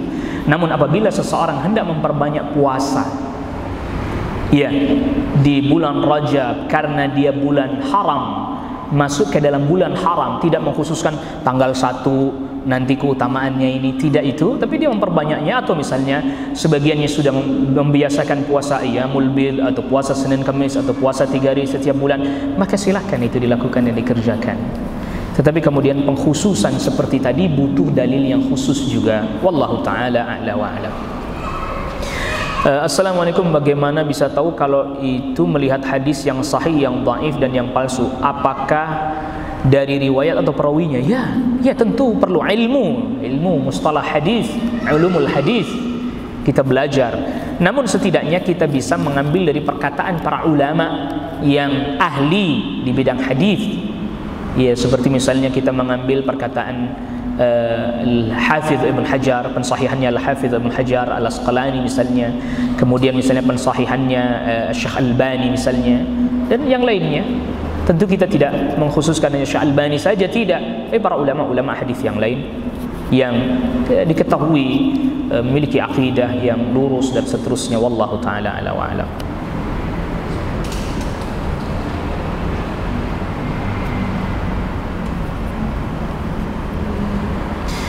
Assalamualaikum Pak Ustadz, mau tanya apakah ada sunnahnya mengadakan acara syukuran atau pengajian di rumah dalam rangka kehamilan 4 bulan, yang kedua akikah anak. Perlu kita ketahui bahwa apabila wallahu a'lam, apabila orang diundang untuk berkumpul lalu kemudian makan di rumah tersebut, dan makannya itu dia masak sesuatu karena memang akikah, ya boleh, kan tidak ada masalah. Iya. Adapun kemudian tentang kehamilan 4 bulan dan seterusnya, lebih baik dia, wallahu alam, lebih baik dia gunakan untuk akikah saja. Ya, dia gunakan untuk akikah. Lalu kemudian misalnya akikah kan Anda bisa bagikan, atau orangnya diundang ke rumah makan, boleh begitu. Lalu kemudian misalnya Anda minta seseorang untuk memberikan nasihat, boleh saja, wallahu alam, kan itu termasuk perkara yang mubah, yang lapang mubah, namun juga tidak menjadikan satu keharusan yang semisal seperti itu. Wallahu alam. Tidak bunda masalah, sudah bagikan saja. Atau memang Anda sengaja undang supaya kasih penjelasan juga tentang hukum akikah biar orang mengerti. Alhamdulillah. Assalamualaikum warahmatullahi wabarakatuh. Ustaz, kenapa kita ambil dari pemahaman salaf? Kenapa kita tidak langsung dari pemahaman Rasulullah sallallahu alaihi wasallam? Jazakallahu khairan. Waalaikumsalam warahmatullahi wabarakatuh. Rasulullah sallallahu alaihi wasallam, saya tanya, pemahamannya Rasulullah sallallahu alaihi wasallam, beliau sallallahu alaihi wasallam faham. Beliau sallallahu alaihi wasallam faham. Lalu kemudian dijelaskan kepada para sahabat. Para sahabat mendapatkan penjelasan dari Rasulullah, faham tidak? Faham. Maka sedikit sekali para sahabat menanyakan permasalahan, artinya dibandingkan dengan generasi yang di belakang, karena pemahamannya sahabat lebih dibandingkan pemahamannya tabi'in. Bisa dimengerti. Sehingga terkadang sesuatu menurut para sahabat itu sudah jelas mereka dengar dari Rasulullah SAW, tapi para tabi'in belum jelas. Karena mereka nggak temu dengan Rasul, maka mereka lebih banyak bertanya lagi kepada sahabat. Nah sekarang saya tanya, kalau Anda mau langsung ngambil pemahamannya ke Rasulullah SAW, Rasul sebutin hadis, kita faham. Tabi'in aja kadang kagak faham, maka mereka butuh nanya sama sahabat. Itu mengapa kita ngambil pemahamannya sahabat. Tabi'in tanya kepada para sahabat. Sahabat dapat pemahaman dari Rasulullah SAW. Makanya sahabat karena pemahamannya begitu bagus sehingga bisa dikatakan sahabat nggak begitu banyak bertanya kepada Rasulullah SAW. Dan sekarang Anda baca hadis-hadis doang nih, hadis-hadis doang, nggak ada penjelasannya sahabat, nggak paham. Baca ayat-ayat doang, nggak ada keterangannya dari sahabat tabi'in, paham. Itu yang kita maksud.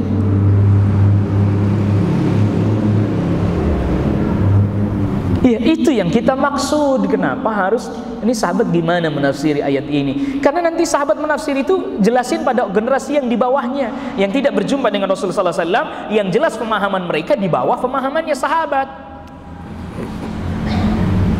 Nah, sahabat yang segitu banyaknya aja, pemahaman mereka terkadang dalam masalah fikih berbeda-beda, betul? Iya, berbeda-beda. Nah, kecuali nanti dalam bab akidah, tentu yang bab akidah tidak ada perselisihan di antara mereka. Itu mengapa kita mengambil pemahamannya sahabat? Ya karena orang di belakang.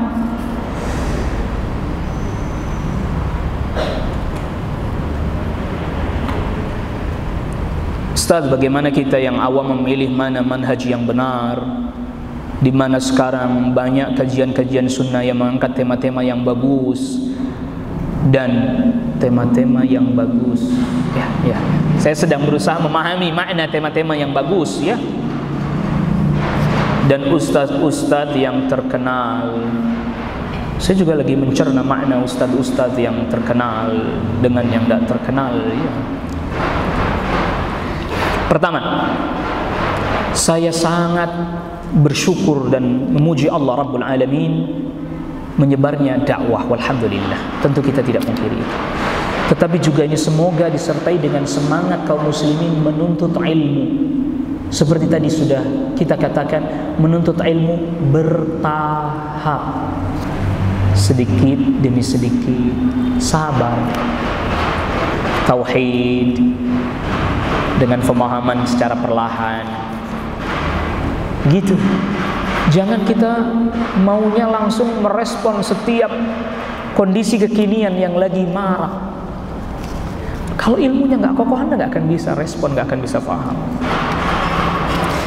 Iya, tentu saja ini bukan berarti kita mencela orang ngaji dengan tema-tema, enggak, bukan. Tapi kenapa enggak begini ya? Kajiannya tetap kajian tauhid, ada kitab panduannya, apakah usulus salat atau semisalnya. Giliran diumumin temanya sudah sampai bab apa lalu ditulis temanya ini, gitu. Sehingga betul-betul tahapan-tahapannya dilalui. Itu yang saya maksudkan. Tahapan-tahapannya apa? Dilalui. Jangan tergesa-gesa buru-buru inginnya responnya masalah-masalah besar. Iya kan? Bukannya tidak boleh, tapi Anda pengennya respon masalah rumit, sedangkan yang sederhana Anda nggak kuasai. Itu loh. Dan juga tentunya saya juga ini tidak tahu nih sejak kapan ada pemilihan ustaz terkenal dan tidak terkenal, atau jangan-jangan na'udzubillah ada pemilihan ustaz kondang dan dai kandang. Jangan, Allah musta'an. Jangan itu. Anda tahu kan? Itu di ustaz-ustaz yang mungkin Anda tidak pernah kenal, yang dia istiqamah ngajar di kampung-kampung, di madrasah ngajar Al-Quran, mendidik akhlak mereka, adab mereka. Banyak di antara mereka yang nggak terekspos, tak pernah muncul di YouTube, nggak pernah. Tapi mereka ikhlas melakukan hal itu. Iya. Itu. Dan saya lupa untuk kajian hari ini, saya belum sempat tanya. Biasanya saya rada enggan di live kan biasanya, tapi udah terlanjur. Biasanya saya agak pesan tidak usah di live kan. Bahkan kalau ada rekaman ya rekaman simpan saja, tidak usah di upload di ya itulah pokoknya itu. Karena khawatir seringkali salah nangkep. Anda hadir di majelis saja kadang separuh faham separuh tidak. Ini cuman dengerin. Udah begitu videonya dipotong. Waliyahzubillah wa nasallallahu alaihi. Jadi masalah, geger lagi dunia maya dan dunia nyata. Anda ini senang banget sih bikin geger gitu ya. Allah musta'an. Dan ada yang menangguk keuntungan dari hal itu. Allahu akbar, komporin terus. Anda ini jangan jadi kompor meledup. Jadilah penuntut ilmu. Ya, jadilah penuntut ilmu, pemburu ilmu. Gitu. Jangan jadi penyebab masalah, fitnah. Di mana-mana ribut rame seperti yang lagi rame sekarang ini. Udah, khalas. Jangan komentar, diam, selamat. Enggak tahu kan? Diam, selamat. Man samata naja. Ditanya, jawab, saya enggak tahu. Saya dengar sih tapi saya tidak tahu hakikatnya seperti apa. Selesai. Aman antum, khalas. Ini ikut bicara, si Allah musta'an. Ya, jadi menuntut ilmu perlahan-lahan, pelan-pelan, setahap-setahap. Kitab ini. Ustaz, bagaimana bila guru saya adalah orang yang melakukan sesuatu? Ini redaksinya saya rubah ya. Saya rubah ini di live ini, nanti jadi fitnah lagi, jadi masalah lagi. Bagaimana bila guru saya melakukan perbuatan yang menyelisih sunnah dan mengajak kami untuk melakukan hal tersebut?